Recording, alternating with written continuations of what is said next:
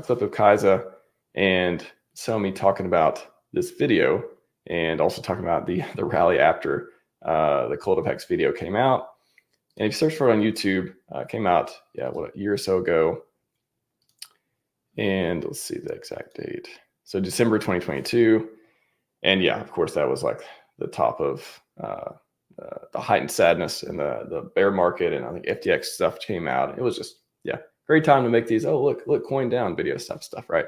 Great timing for that type of thing. If you made it, you couldn't really make something like that a year before or the year before that. I guess you can make it the year after. But anyways, Collapse of HEX came out, and then the follow-up recently came out, I think yesterday. The Collapse of HEX. And this one was, like 26 minutes. This was 12 minutes, just giving an update. So I went through the video, and first it starts going through like this very emotional, like he cut together like all these really emotional clips of these successful hexagon stories and onboarding, all this stuff. And then he'll cut them into like this outrage marketing video. And it's just like, it's totally, it's not objective at all. It's like, okay, let me show this guy, clearly a scammer. Look at these people who like him, and he's just over here twerking, that type of thing. By the way, the one he talked about, haters, tears fall right off. Little Bubble did an amazing remix of that. And we actually played it at a meetup once and did another video of the remix, which is pretty amazing. I tweeted it before. It's pretty cool. So anyways, starts off completely painting him as a scammer and all this stuff, which is not, of course. And you might ask that question if you're new here watching this stuff. Hasn't scammed anybody, no proof of anything. It's funny when you ask like who got scammed, nobody shows up and provides any actual proof of being scammed through any of this stuff. Like only thing people are doing is just imagining like how amazing the place around them has been built. And I guess it's and then people are mad about the price down, all that stuff too. But it's not Richard. It's not like Richard scamming people and that type of thing. Totally different thing, and a lot of nuanced stuff we talked about a million times. So there's way more videos of people actually talking about their success stories and how they got rich from Hex than how they. I don't think it's actually.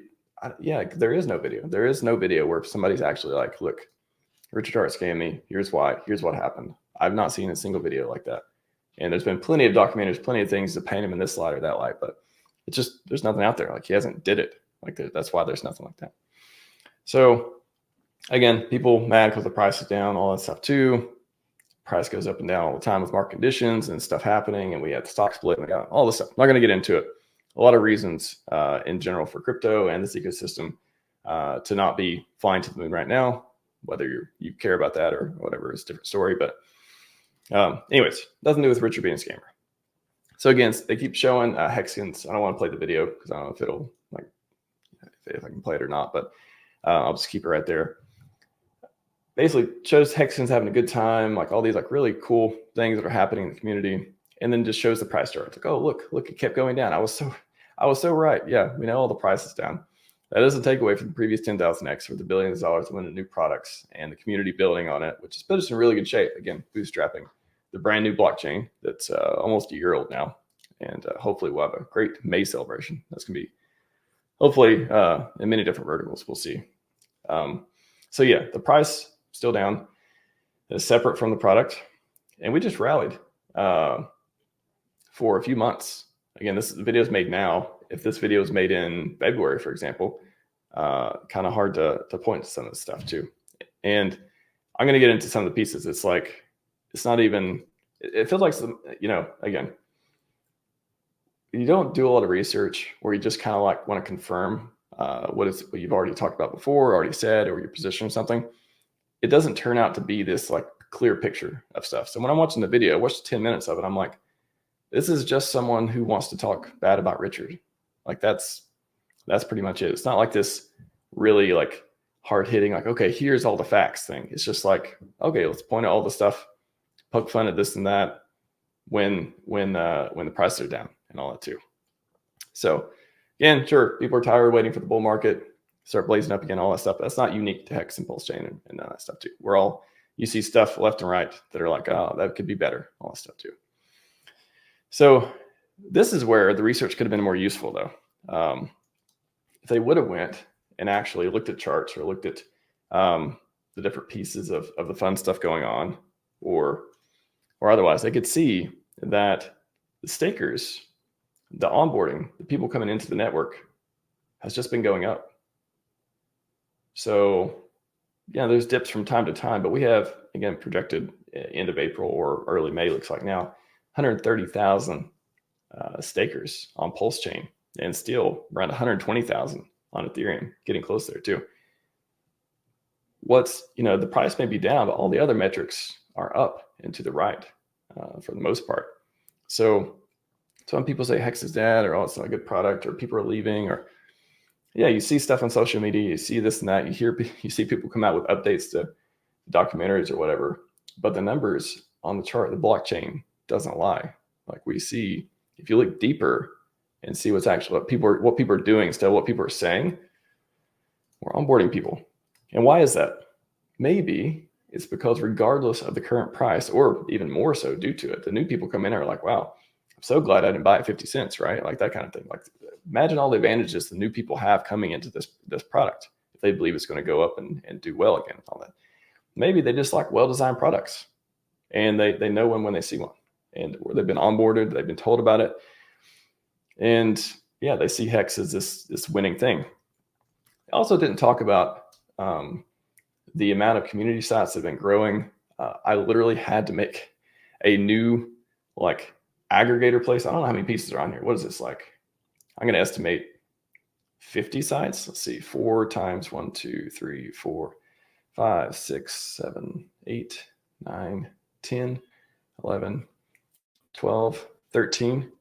Yeah. So, yeah, 4 times 13 was that 50, 52, somewhere through there. So, okay, yeah, this is not complete. So 51. So these are different community sites, resources.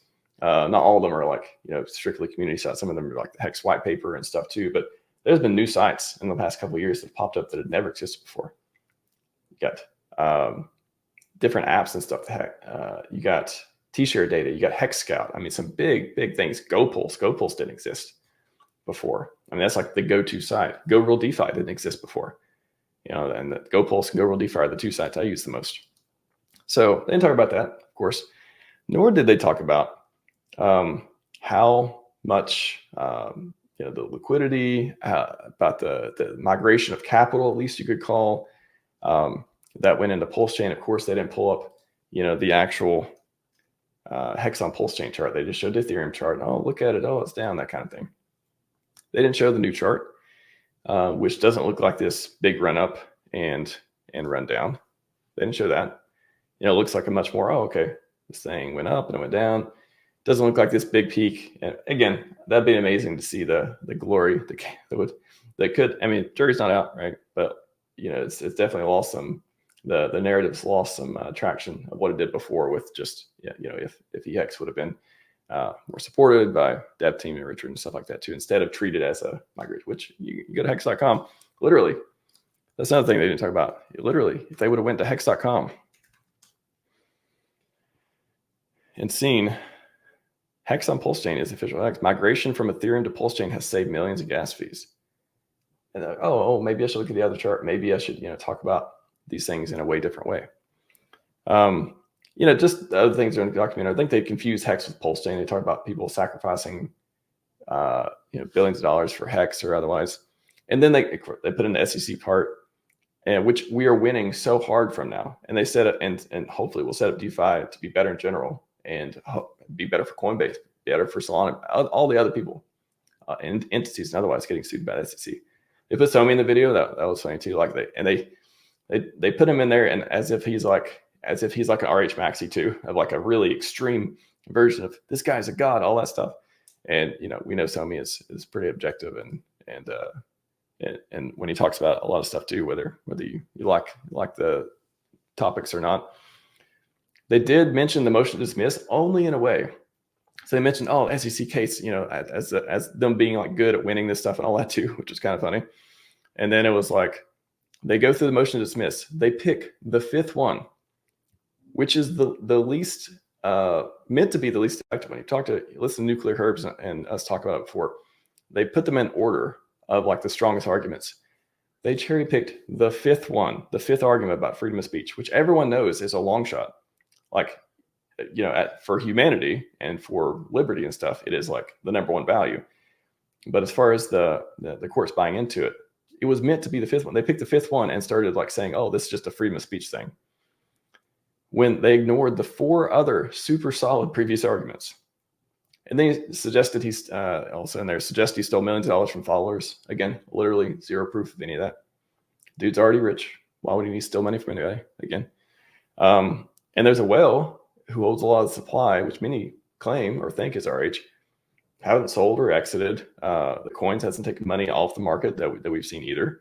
Or there's no proof of that of any sort. And why would there be? Again, why would you sell your product if that was the case versus all the ETH or all the Bitcoin or whatever? Just doesn't make any sense. Again, it's not supposed to.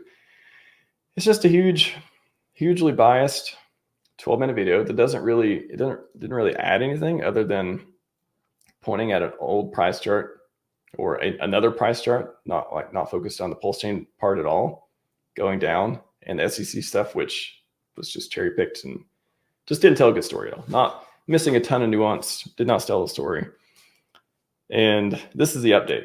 Again, this was the update to the videos. So yeah, don't think it's fair at all. Don't think it was objective. Don't think it really told the story of what's happening. And I just wish they did more research into just, it's not even the research part. They pulled up some recent things, but they made it so one-sided that it's not really, again, I don't know how helpful it is for people to see that. It's more of entertainment, I guess, more of like, yeah, I don't know. So if you want a documentary that is pretty fair and balanced, people even say this is too negative, but it is the best one we got, I think. Highest of 6.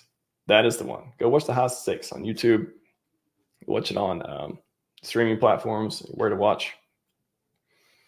This is the one, at least you have a chance, Amazon Prime, you have a chance of understanding, like, okay, what's this guy about? What is the project about? I think that's a really good objective, the most objective thing we have to show people out there.